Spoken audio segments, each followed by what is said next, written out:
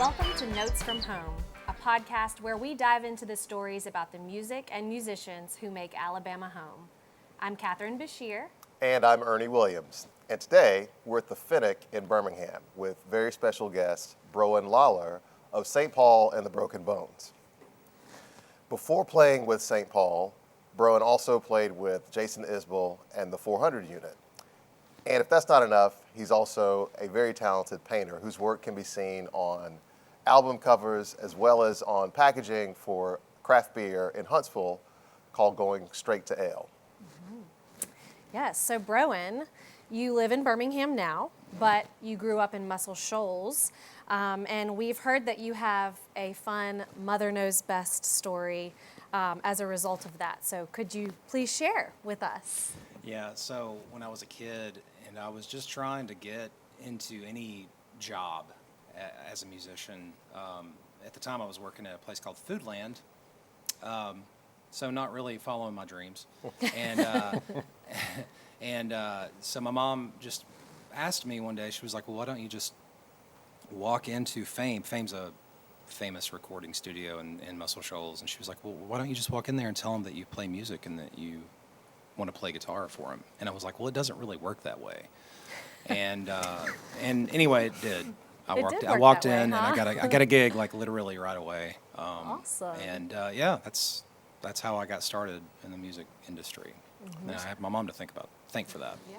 So what was it like being a teenage session artist at a world famous recording studio? It was cool, and then it was just like work, you know. Like for about a week, I thought I was the coolest guy on earth, and then I started realizing that they were throwing me all the stuff that they didn't want to do, and I was also making a lot of coffee. I was hanging around a lot. I would come in and basically just hang around and realize they didn't need me and leave. But it was still great for me to hang around that atmosphere and watch how the biscuits were made in that way. And I mean, it's a time in my life I'll never, ever forget. I'm very thankful for it. Yeah. So working at Fame allowed you to meet Jason Isbell from Jason Isbell in the 400 unit. And he was recording there. So what was it like, meeting him and working with him? We hit it off really just super fast. I mean, anybody that hangs around Jason for any amount of time can realize the wealth of talent that he's got going on. It's pretty crazy because he's a triple threat. He's a great musician, but he's also a wonderful singer, songwriter. Early on, our past kind of goes. I knew of him because he was at the high school across town, and I was the guitar player guy at my high school, and so we had this. I was like, well, what did he play for the the talent show? And I was like trying to one up him, like that kind of thing. And anyway, it was just great. It was a good experience. It was like my college, really. My college experience, getting in the van for years and years, and traveling the country and doing 2 albums with him. I learned a lot, and again, I'm just glad to have the opportunity to do it. Yeah. So how did being around such a good songwriter influence your approach to songwriting? It was interesting because I had a tendency, and I still have a tendency to overthink things, and Jason never really had that, and that really influenced me. Going forward, I've found that like my creative stuff always tends, I try to go epic with everything, and you just don't have to do that. Understated is usually better, and Jason's very, very, very good at that.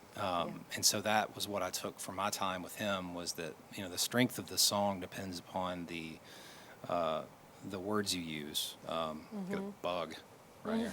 Sorry. It depends upon the strength of the words you use, and the melody. And really, if you've got that, then you can build anything else around it, and you're fine. You can go. You need to use that as a tether pole. So that's kind of what I learned from that experience. All right, so as if playing in the 400 unit wasn't enough, you also painted the album art for the first 2 album covers. So, I was an overachiever. Well, going epic, right? Yeah. He's trying really hard. So when did you discover you had artistic talent, and how did you come to apply that in that sense to those two first album covers? It was about the time I started playing music too. Was when I was really young. My father was a minister, and so to keep me quiet in church, my mom would hand me like one of the donation card things that those little stubby pencils, and she would be like, just draw, So I drew in church a lot, and so those were always the twin passions in my life. I always at least knew what I wanted to do, and not that that's like a huge relief to my parents, because I was like, I want to be a musician, but don't worry, my backup is artist, neither of which pay any money at all. Yeah. So anyway, I was able to pursue them and skip ahead, and Jason asked me. He knew I painted, and he asked me to do that first record that we were doing, which was an interesting situation because I witnessed that whole album from inception up through completion. So as an artist, it gave me a unique perspective on how to tackle the imagery. And so I painted that sort of abstract tree that appears on the cover. And then the next album we did, the second album, was Here We Rest, which was sort of I think Here We Rest was Alabama's first state motto. And so Here We Rest was sort of, tied up in the Civil War. And so I painted that second image, second album image of the two birds fighting, which was just sort of a, not an allegory, but I guess an allegory for the Civil War. So it was fun, and I'm glad that he was able to give me that opportunity, because it led to a lot of other things, and to the beer labels I did, and some of the other things. Yeah. And I called that earlier going straight to ale. It's actually straight to ale. Just straight to Right. ale. Yeah, not a driving In and crying Huntsville, song. yeah. Yes. So have you painted any other album covers? Yeah, I've done a few. I'm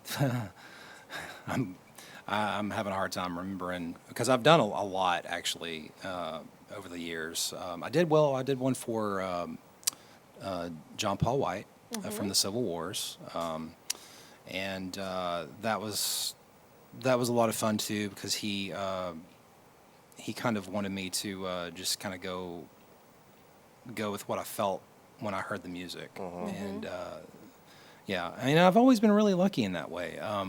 I know a lot of artists and designers who they like elements. Usually when you show the people what you've got, they like elements of it and they want you to switch it around, and that's always fine, and that's always what I expect when I show them what I've done. But usually they're like, okay, I would love to use this, but I don't want any words on it. I want it just this image. And I'm like, that happens to me a lot, and I've been really lucky in that way. A band called The Bear used an image that I painted for them, and they didn't put any words on it. It was just the image. John Paul White did the same thing. Jason did the same thing. So it was really, I've been really lucky in that way. So are there any other artists that you would, aspire to do a cover for that you haven't had the chance? Oh man, every yet? single band on earth. That's fine. Just come, email me. Yeah. I'll do it for $10,000, no problem. No problem at all. Yeah, I mean, honestly, there are bands that I'm a huge fan of that I would love to tackle something like this with, because it's also, for me, selfishly, it's a cool way for me to get into the psyche of the songwriter, because I usually have this talk where they call me up and they're like, well, I was thinking this with this song, and this was my headspace, and this was my headspace, and I really love that sort of behind the scenes action, and it helps my music as well. So I was going to ask you about the origin of which came first, art or music, but you kind of tackled that in the church pew a little bit. So a little bit. Same time, kind of, I guess. Yeah. So I'm more interested in, since you do cover art, how do you feel about the drastic reduction in album covers? So the real estate for art is near as prominent as it is today. So as an artist who expressed himself in that medium, what's your take? How do you overcome that? It's a problem, but it's at the same time, CD sales are down, Yeah. and album like vinyl sales are way up. So the art that is being sold is you can see more of it, which is kind of neat, and it's more of a thing. Like when you have a vinyl record, you can sit with it and read the liner notes and really see the artwork on the front and the back, and so that part's cool. But also there is more visual media going around because of Spotify and things like that. So yes, there are downsides, but there are a lot of upsides as well. Like on this last album that St. Paul and the Broken Bones did, I did an image for every track, Oh, cool. Oh. which was really neat. And so I did it in this program on my iPad called Procreate, cleverly named program, but it's just basically a drawing program. You draw with an Apple Pencil. But the cool thing about it is that it records every move you make, so you can. It shows you, and when you get completed, it gives you a time lapse Oh, neat. of the entire process up to completion. So I exported all of those, and we use that as media.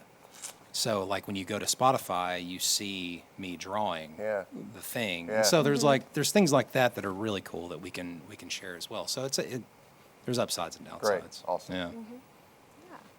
Well, so we know you played with the 400 unit for several years, and then in 2012, you had the opportunity to join Jesse Phillips and Paul Janeway in the new project, St. Paul and the Broken Bones. And from what you said in other interviews, it sounds like just hearing Paul's voice was kind of what drew you to him and you wanted to join the band. Yes. So can you tell us a little bit about that experience? Yeah. Another situation where I just totally lucked out. I tripped into the band. I knew Jesse from a band that we had toured together when I was in a band called Azure. Okay. And they're from Birmingham, and his band opened up for our band. So we shared a van. We got to know each other, and we bonded over boots. Like you do in Like a you band do, on you know? tour. Yeah. He was like, "I like your boots," and then we struck up a lifelong friendship. Awesome. But when I moved to Birmingham, I actually called him to play bass in my band potentially, and he said he would love to do it. But he was also doing this thing with his friend Paul, and they'd written like at that point 3 songs, 4 songs maybe, and I would like it maybe because it was like sort of a Muscle Shoals thing, and that they were going for. So the story is that I went to the studio and just to play guitar on it, and they had all the vocals muted, okay? And I played guitar on it, and Paul was there. I met him, but I didn't know he was the singer. He just looked like a normal guy in a Coca-Cola hat or whatever. Excuse me. And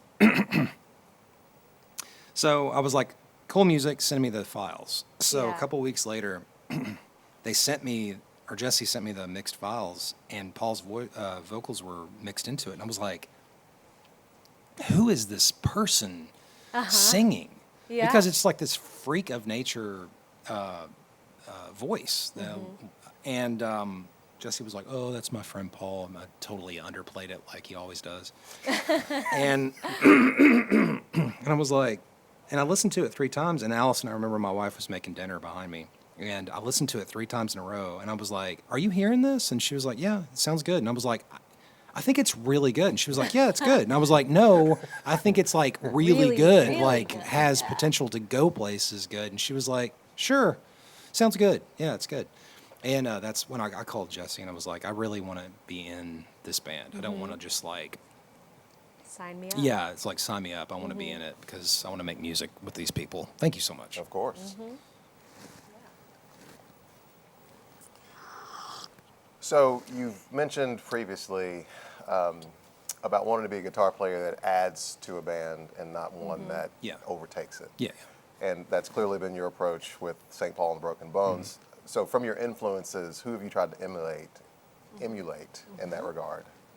I'm a big Mark Knopfler fan, even though he's an He's an guitar- overtakey kind of He guitar, is. though. Yeah, and I mean, Overtakey. the overtakey. Overtakey. Yeah, yeah. It's in the dictionary. Okay, it is now. Trademark.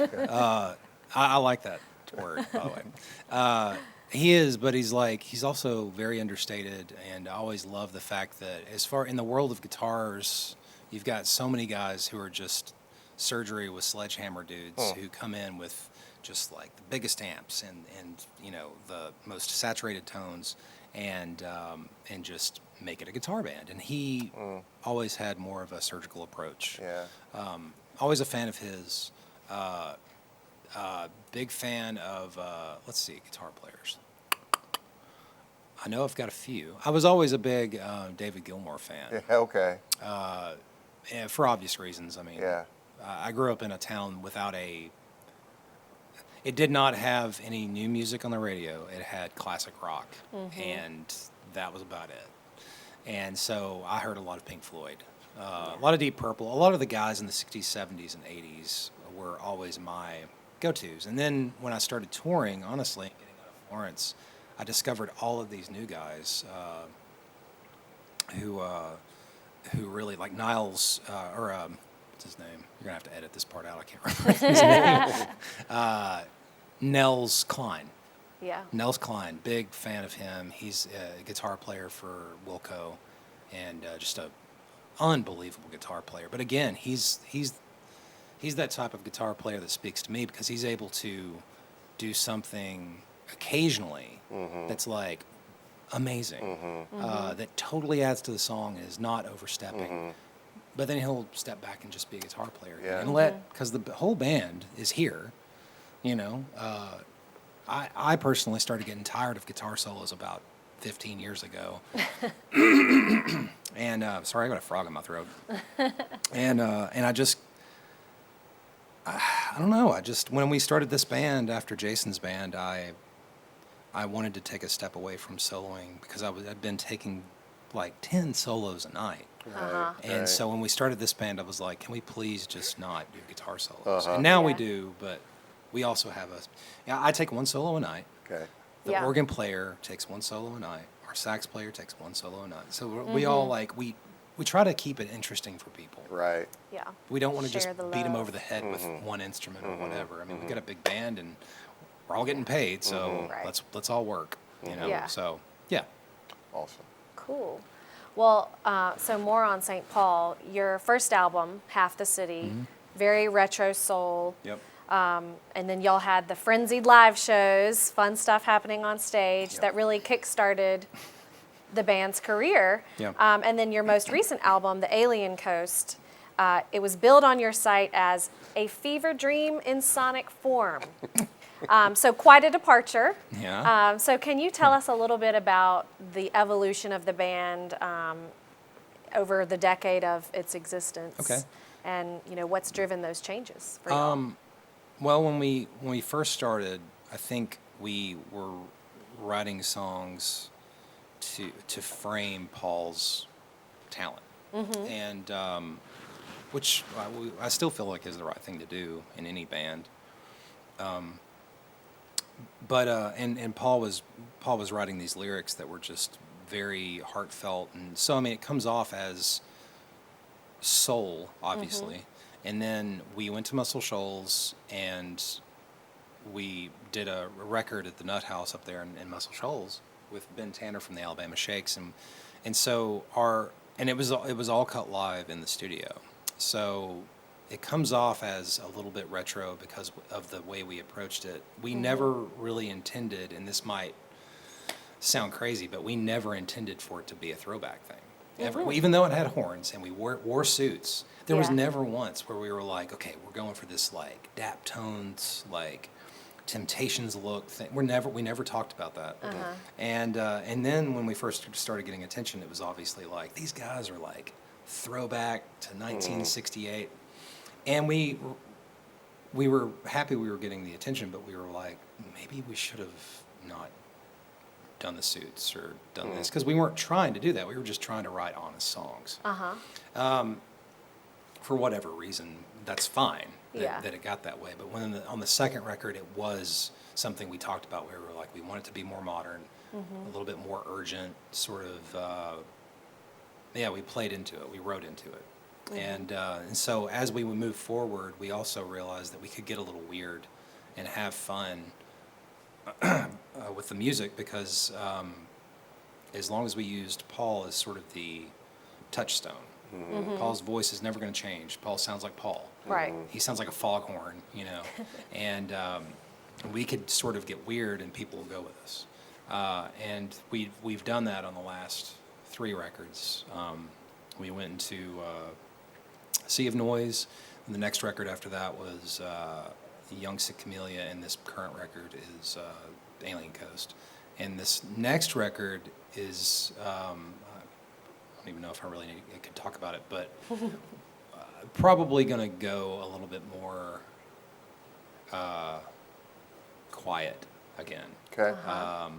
Just because Alien, everything has been good and everybody's gone along with it, but we just want to see where we are as songwriters now. Yeah. Again, it's like the less is more thing, so we just want to mess around with it. Yeah, it's been funny. I mean, we go out and we cover Radiohead songs, and we lose some of the blue hairs, but Yeah, well. it's okay. I mean, it's. I think they typically are pretty open-minded about it. Yeah. So it's okay. Yeah. So would you say your fan base has kind of ridden the wave with you? Most people have gone along with it. I mean, there have been some people that were super pissed off about it and just did not get it. And they took to YouTube, Oh, boy. trust me, Okay. as people like to do. There was a meme going around there for a little while that was, it was like somebody looking for something, and it was like me looking for that original St. Paul and the Broken Bones sound.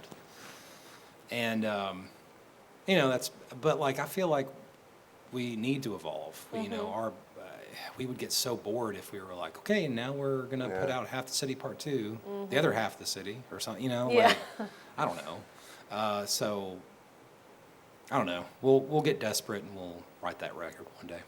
Wow. You know, you say that, but to have achieved meme status is its own accomplishment That's in and right. of itself. I totally That's right. agree. So congratulations Thank there. you so much. The Alien Coast also represents St. Paul's first full-length album that was recorded in Birmingham. Yeah. So will we see more of that in the future on other albums? Yeah, probably. We loved being here, and now we've all got families and stuff. And Paul and I and Chad, the trombone player, still live here in Birmingham. The rest of the guys have kind of scattered, but I mean, I know that Paul and I loved it, and it was super easy. We got friends here. If we needed any music equipment or anything, Don at Highland Music would, let us borrow anything. Yeah. Yeah. So it was nice to be here. Even though I got all my stuff stolen the very first day that we loaded into the studio. Oh my gosh. I got like 2 guitars and some pedals stolen. Ooh. But it's That's gonna where happen. Highland will come in clutch then. That's right. That's exactly what I'm talking about. Yeah. Yeah, but yeah, we love it here. Great. Awesome. Well, we know you love it here, but you're heading back out on tour pretty soon with the album. And you're going to be in St. Paul, Minnesota. So I know that's got to be a fun stop just because of the name. Have y'all ever played that city before? Oh yeah, the mayor actually one time when we played there gave us a certificate and made the date St. Paul and the Broken Bones Day Awesome. in St. Paul. Cool. Came to our show. I think it was like a one-time thing. It's not a yearly thing that they celebrate or anything. Why not? And Yeah. I know, it's tough. Yeah. Kids take Maybe off this school, time there's we'll fireworks, it's a whole seal thing. the deal. No, he came to the show, and he was a really funny guy. And we were telling him that we got a parking ticket that day because we were still in a van at that point, and we were like, "Yeah, we got a parking ticket out front." And he was like, "No, you didn't." he was like, "Give that thing to me," and he like tore it up, and he was like, "It's good to be king," and walked off. He was really funny. But yeah, no, St. Paul's a lot of fun usually, and we're all big Prince fans, so being in the Twin Cities, always a Yeah. lot of fun Yeah. for that. Well, I know you have a daughter, and do any of the other guys in the band have kids? And how is it to go out on tour and leave your family at home? It sucks. It sucks being away from my daughter. Paul has a young daughter too. I think she's 15 or 16 months old. Oh, little She's baby. just a little baby. Yeah. So I know that it's really hard for us right now because there's just so many milestones happening. Like I don't know, I was out of town a couple weeks ago, and Allison, my wife, took Everett to a bowling alley for the first time, which is like Aw. stuff like that where it's like, Little oh, well, I things. kind of wish I'd seen that Yeah. because she'd never been to because of COVID and stuff. She had never been to a arcade or a bowling alley, and so I missed that first time. It stinks, but it's like right now we're in the gear of trying to make up for lost time. Yeah. You know, because we were able to record a lot of music during the pandemic because we had some downtime, but now we've got to go out there and sell it. So it's like, you know, but everybody's got kind of a healthy head on their shoulders about it. I feel like if we'd been in our 20s, maybe it would have been a problem. Yeah. But we're all older now, so everybody just makes sure to, and plus you got technology, you can FaceTime and call home and stuff like that. It does make it easier. Yeah. Yeah. Well, we'd love for you to play a couple songs for us. Will you stick around and do that? Sure. Awesome. This song is called One of Every Color. It was on my 2012 EP of the same name, I do believe, if I'm remembering correctly. Yeah, One of Every Color. Here we go.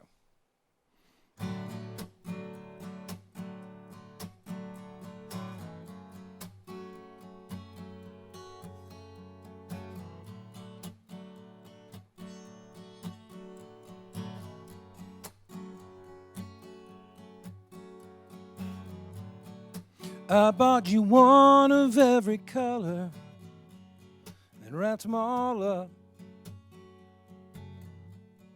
Made sure to compliment your mother.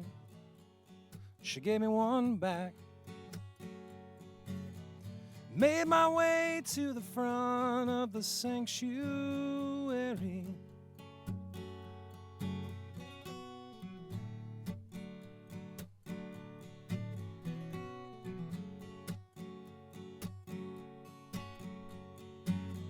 Free drinks with the givers and the takers. Old stories from the movers and the shakers. The ties were green and the pews filled with people. The light was stained and it shone through the steeple. Her hands were the hands of the devil when we were searching for each other in the darkness. When he was gone, I was there. Before God and the whole congregation, before me, hell and damnation, she said the words, said the words.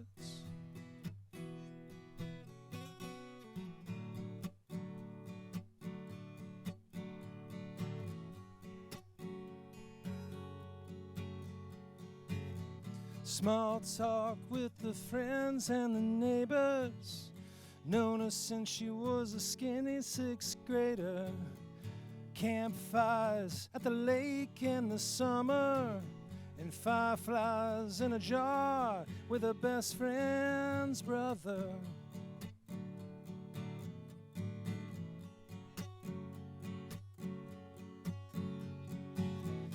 Her hands were the hands of the devil when we were searching for each other in the darkness. When he was gone, I was there. Before God and the whole congregation, before me, hell and damnation, she said the words, said the words.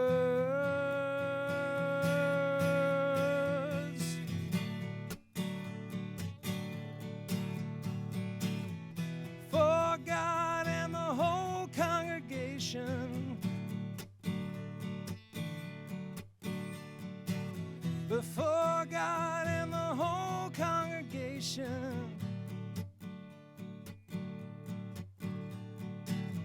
Before God and the whole congregation, she said the words, said the words.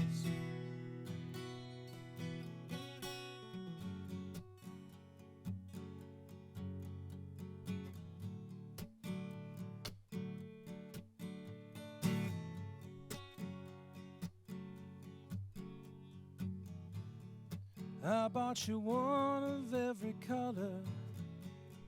You gave them all back. This next song is called Glen Tipton. It's a Sun Kill Moon song, but it's really, really important to me. It's always been one of my favorite songs, and I just don't think it gets a lot of attention, so I just wanted to play it.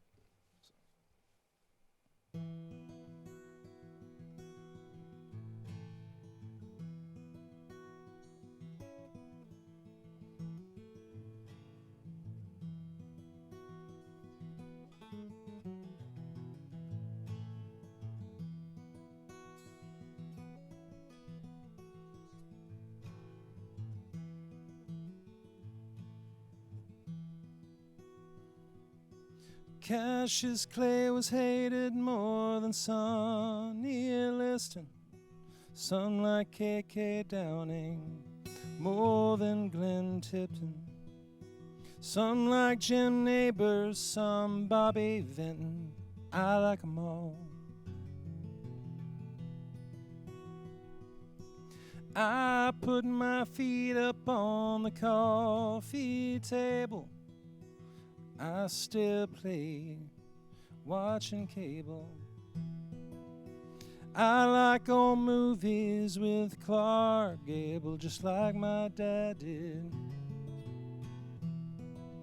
Just like my dad did when he was home, staying up late, staying up alone. Just like my dad did when he was thinking, oh, how things change.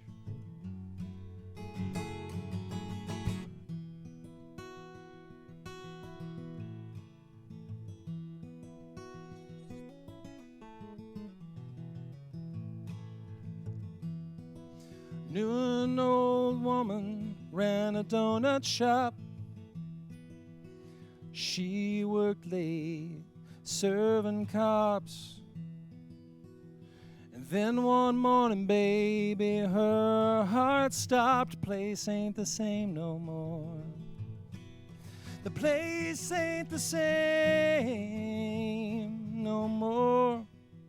Not without my friend Eleanor. The place ain't the same no more. Man, how things change.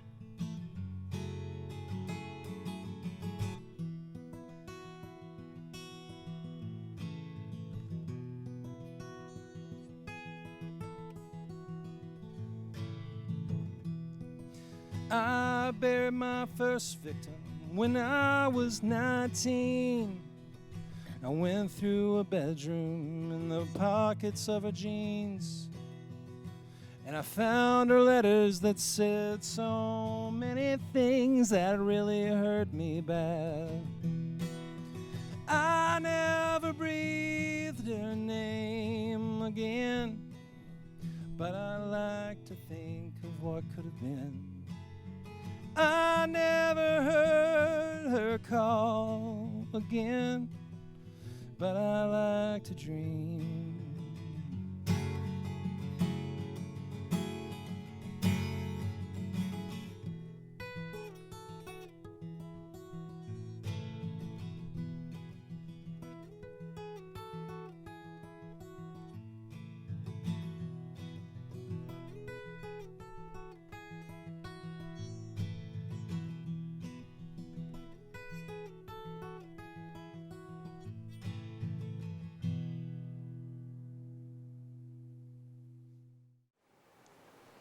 Thanks for joining us on Notes from Home. If you like this episode of our podcast, please be sure to subscribe. And if you'd like to see more from our interview with Browan, please visit us at alabamanewscenter.com.